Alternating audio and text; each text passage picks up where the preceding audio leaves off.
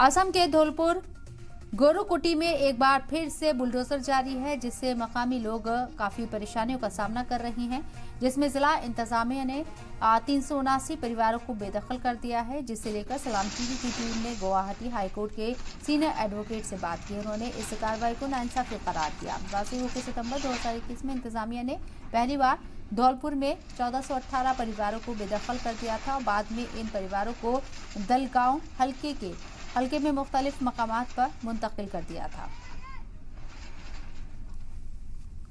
जो है असम सरकार की दरंग जिला प्रशासन ने फिर से जो है गरीब लोगों की घर को जो है जो गोरुकुटी का 3 नंग जो धौलपुर है वहाँ पे गरीब लोगों का बुलडोजर लगा के जो घर बार तोड़ दिया। ठीक है, फिर से जो है 2021 में भी जो है लगभग 1400-1500 लोगों के घर को ऐसे जो है बुलडोजर लगा के तोड़ा गया था, लोगों को बेघर कर दिया गया था, लोग मरे भी थे।